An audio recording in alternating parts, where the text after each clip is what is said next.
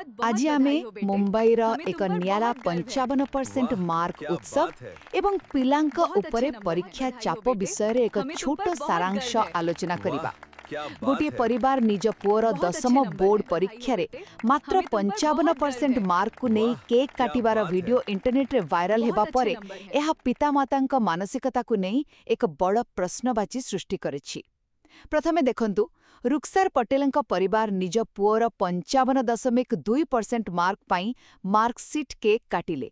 आपण भाबंतु ता आम पारंपरिक घरे कम मार्क आसिले तो माड़ नहिले गाली मिले, किंतु सेमाने पिलाटी जेपरी भांगी न पड़े सेथिपाई ताकु उत्साहित कले, जहाकी नुआ पीढ़ीर पितामातांकर गोटे बहुत बढ़िया सकारात्मक परिवर्तन।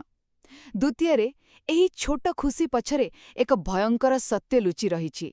अधिक मार्क आनिबा चापरे आम देशरे अनेक पिला डिप्रेशन शिकार हेउछंती।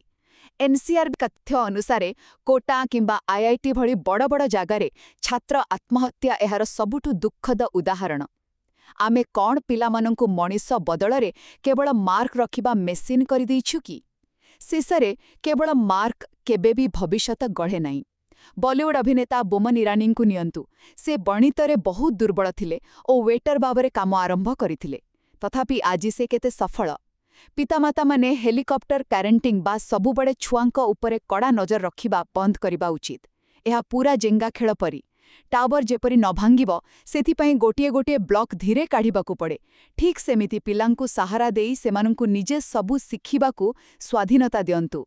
गोटिए कथारे कहिले परीक्षा मार्क आदौ जीवनर शेष कथा नुहे, बरं परिवारर समर्थन आउ पिलार आत्मविश्वास ही प्रकृत सफलता आनिदे।